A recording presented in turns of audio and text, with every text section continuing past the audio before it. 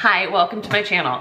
I'm Haley Gibbons and I talk a lot about what it was like being a woman Army Ranger. I was the 7th woman to ever be an Army Ranger. I graduated Ranger School. I was the 102nd woman ever to do so.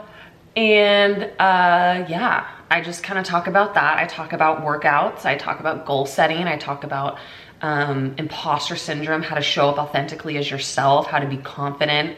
I love fashion. I love skincare.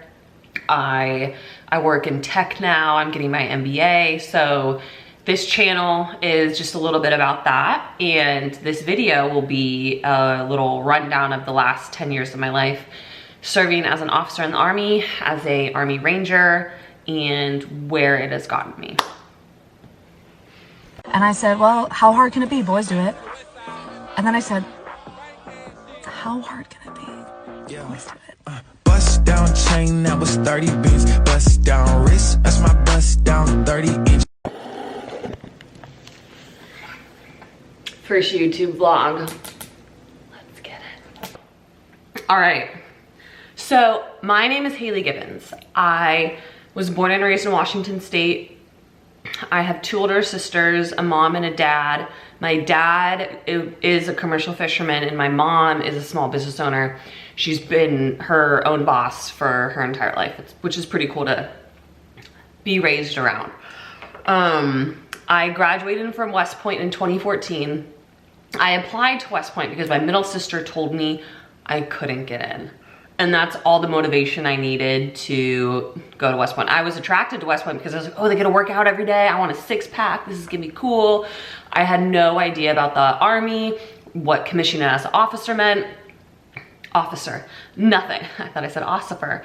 I knew nothing about the Army. So it was very interesting. But I go to West Point and then I walk onto the soccer team. One of the things about me, I'll never be the most talented person in the room, but I will outwork you, beat you in conditioning drills or something like that. And so the coach saw that in me and was like, Haley, there's a spot on the team for you if you push these girls in the conditioning drills. And so that's what I did. Did I get a lot of playing time? No. Was I kicked off the team after the first season? Yes. And that's where I ran track at West Point for I ran track. I was on the team, but I was also in trouble sophomore year or yuck year. So I was insanely depressed looking back on it. Now I recognize that as depression, but that's neither here nor there. And then junior and senior year, or cow and first year, I was on the cheer team. My best friend Jasmine, who I run serve with, she was the one who kind of recognized I was in a funk, and she was like, Haley, you need to come and cheer. Sure, you never cheered a day in your life. You're athletic, you'll figure it out. You look great in the uniform, we'll have fun. And so that's what I did. I cheered the last 2 years, which was so fun. And then I commissioned as a logistics officer. That was my first choice. And so I got my first choice, which was pretty cool. Well, transportation, actually. I wanted to do transportation because I knew that you would then be a logistician after captain's career course. And I knew I wanted to get out at 5 years and do Amazon, Delta Airlines, do some management, something with that. And when I commissioned in 2014, women were still, that was we were not allowed to do combat arms. So I wasn't allowed to go infantry, even though I was on the Sandhurst team for 2 years. I was really drawn to those kind of physically, tactically intense activities and things. So I did that. And right then, when I get to Fort Lee for my basic officer leader course, where I learned how to be a transportation officer, women were then allowed to go to Ranger School. I tried out to do the pre-Ranger PT stuff at Fort Lee, and I got it. There was a guy, Sonny, I think his name was. He ran the PT stuff for us because he was prior enlisted. I think he was Ranger qualified. I'm not sure. I can't really remember. But he kind of led it, and it was awesome. I was continually in the head of the pack. I knew what I was doing. I was very like confident in my ability and everything, so it was great. And then I leave Fort Lee to go to Fort Hood, and I was trying to get a slot to go to Ranger School. And like I said, I had no idea about the Army, how anything worked. And so in my delusional brain, I'm like, yeah, I'm just gonna ask to go to Ranger School, and like, obviously I'll get a slot. And like, newsflash, that's not how it works, especially as a brand new Butter Bar lieutenant in a Movement Control Expeditionary Sustainment Command unit. Like, insane. But my friend Jasmine, she was like, oh, Haley, I know the guy, General Miller. You just need to email him and he'll get you a slot. And so I'm like, okay, yeah, I'll email General Miller, sure. So as a lieutenant, I emailed General Miller, who was at the time commanding MCOE at Fort Benning. I was like, hi, sir, I'm Haley, Jasmine's friend. I'm trying to get into Ranger School. And I had the minute I clicked send, I get a knock on my little like office, and they're like, you need to go see the command sergeant major. And I'm like, what? Who? And so I walk up there, I got my ass handed to me. They're like, you're fucking delusional. What do you mean you wouldn't email? I still have the email. It is so funny. But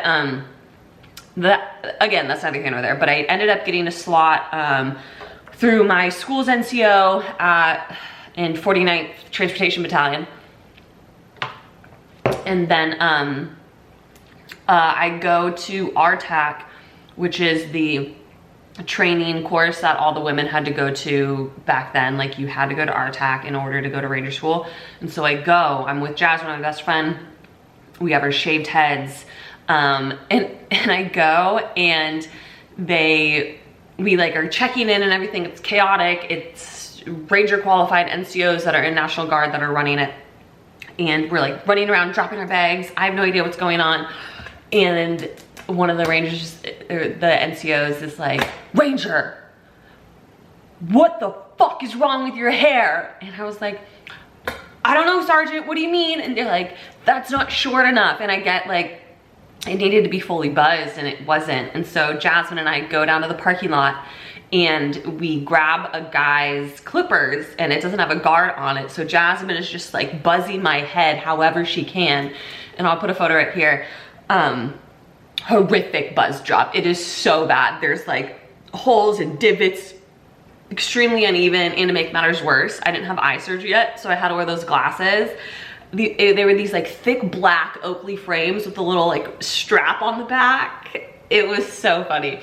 But then day 2 or 3, I fell really bad after we were able to shower, and I got a really bad concussion. I was like out cold, and Shay Haver, one of the first women to graduate Ranger School, she found me. She was also my platoon leader at West Point, which is really cool. She found me, and I like came to when I was in the hospital. I was in the hospital for like 5 days. I wasn't able to drive home. My sister had to come and drive me. Anyway, that's a huge thing. And after that, I was again very depressed. And another thing, the guy I was dating at the time, he was my classmate from West Point. He was field artillery, and he was also trying to go to Ranger School. Field artillery in the Bullock, you do a pre-Ranger thing, and it's like really competitive to get a slot to go directly to Ranger School. And I think he got it. But I ended up going to Ranger School before he did. And he was like, well, Haley, like, what if you get it and I don't? Like, that's not gonna work.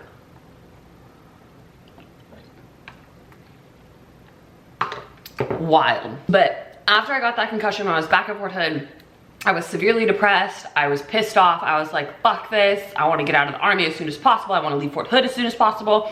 So I looked at doing, going to selection to be a CST, or go to Captain's Career Course, whichever one would get me out of Fort Hood soonest, which was Bullock, or Captain's Career Course. So I leave Fort Hood to go back to Fort Lee, and then long story short, I ended up going to Korea. I applied and interviewed to be the XO for the group support battalion at JBLM for first group.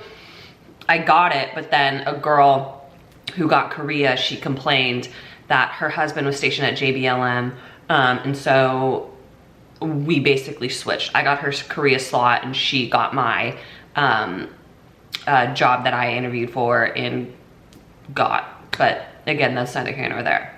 So I'm in Korea. I find out that I get Korea. I'm bawling. I'm like, what the fuck? This is terrible. But I go, and it was honestly one of the best years of my life. It was a very cool job. I got to travel all around, which was awesome. And then I'm like, okay, this is great. Now it's time to choose where I'm gonna PCS to next. And I'm like, okay, I'm almost at my 5 years. I'll hit my 5 years and I'll get out at JBLM. I'm originally from Washington State, so I was like, it's gonna be perfect. I'll get out in my home state. This is amazing. So I get my first choice at JBLM. I get to 2-2 Striker Brigade, and there I was put in the Brigade Support Battalion. I was the S4 for the BSB. Hated it. And I was like, perfect. I'm getting out anyway, great.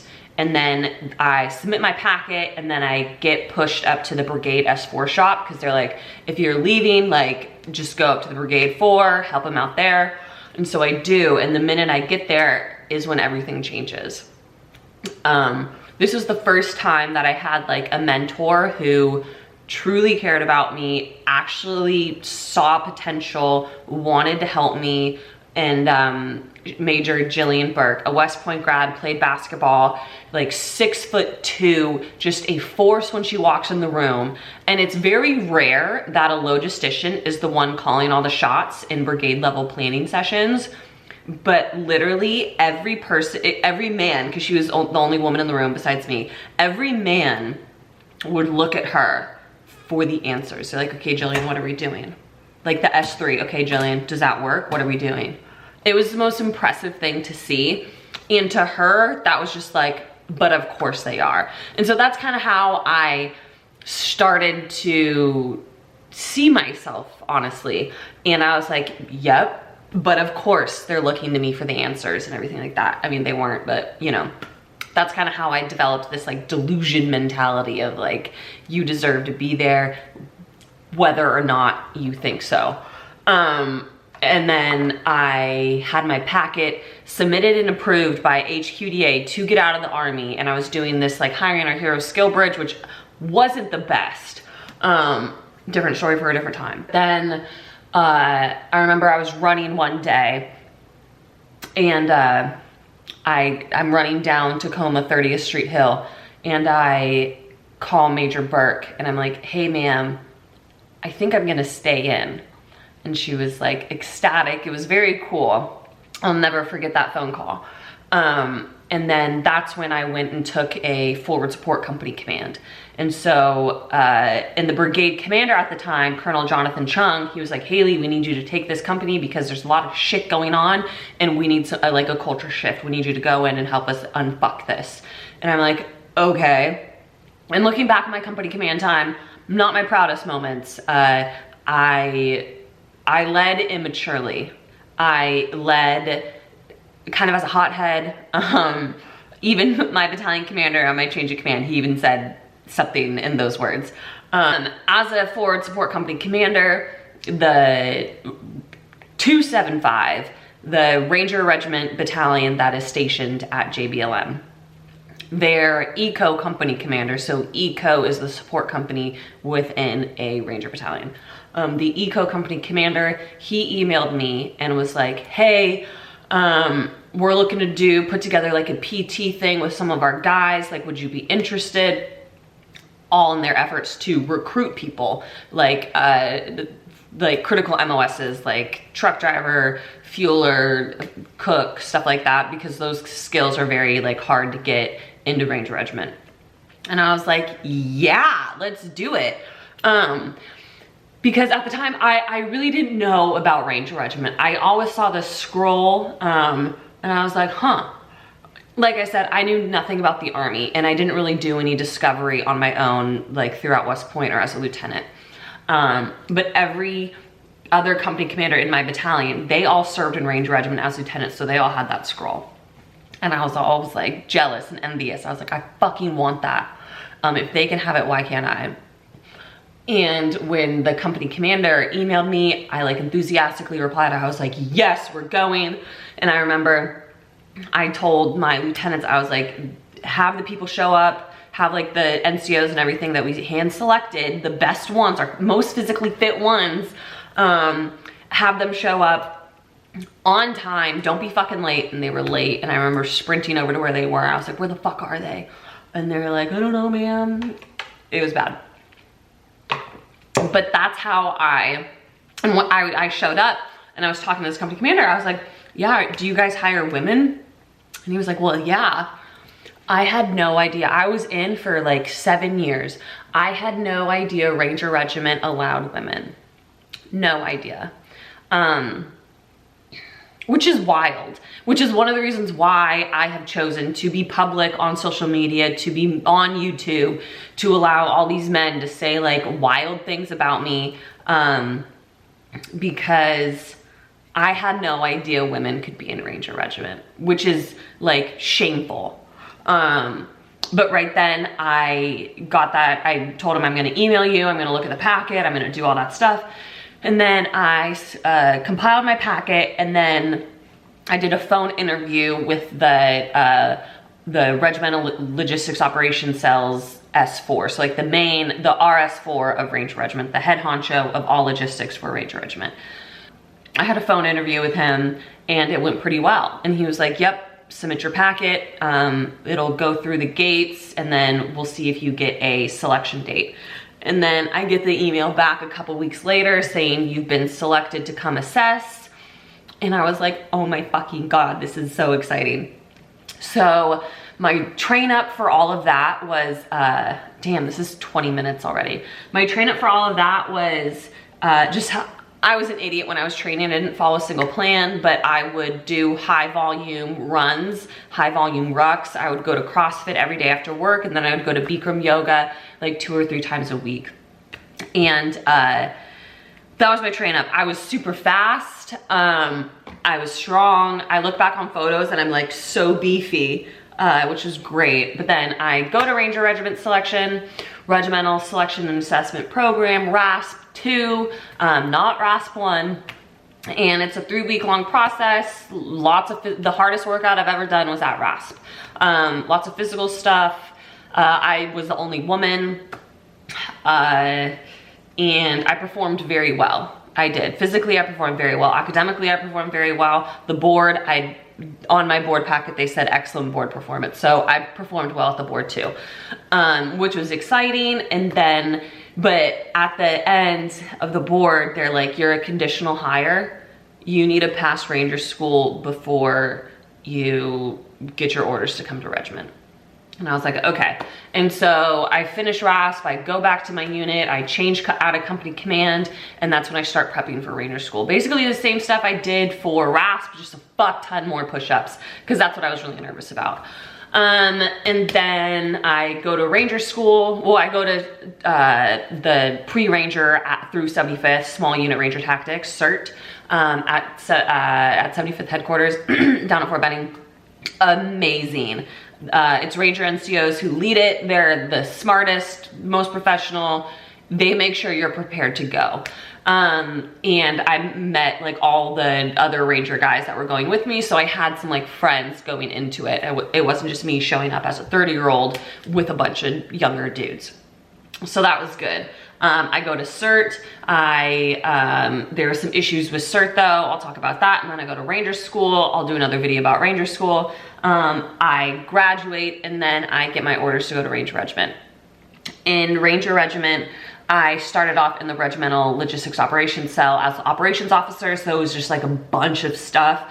I was like a deer in the headlights. I was like, oh my God, there's all this stuff. This is so cool. Like I'm actually in the room. This is awesome. I remember I had to brief like the entire regimental staff and the battalions on like my first month, but I did good. And regiment was awesome. The men of Ranger Regiment were amazing. There was 2 women in Ranger Regiment while I was there too, or 3. There was an NCO in the RMIB who still needed to go to Ranger School, and then the S2 was a woman, and the psych was a woman. And let me tell you, that S2 is the smartest person I have ever met. Just fucking on it and so dedicated to their job. It was very impressive to see. I was like, damn, I need to step it the fuck up. And that's one of the things I loved about Ranger Regiment. You have to earn your spot every single fucking day. I spent a year in the Regimental Logistics Operations Cell, and then I went down to 375 and I was the S4. I spent like probably 3 years in Ranger Regiment. The last year I was severely depressed. I needed help, and luckily I was brave enough to ask for help. I went and saw behavioral health. I got a counselor. I was just really dark. It wasn't good, but came out on the other end. I was like, I need a change. I cannot be in the Army anymore. So that's when I got out. Coincidentally, right when I was getting out, like a couple months before, I then met my now husband, and then I just moved up to where he's stationed. And yeah, and now I work in tech, and I'm getting my MBA at University of Michigan. Go Blue. Yeah, so that's just a little bit about me. I'll do some more videos about my exact training plan for regimental selection, my exact training plan for Ranger School, how I stayed in shape at regiment, and what I'm doing now to stay sane. But yeah, that's about it. Welcome to my YouTube channel if you've made it this far. Exciting. But I'm gonna finish my breakfast. All right, have a great day.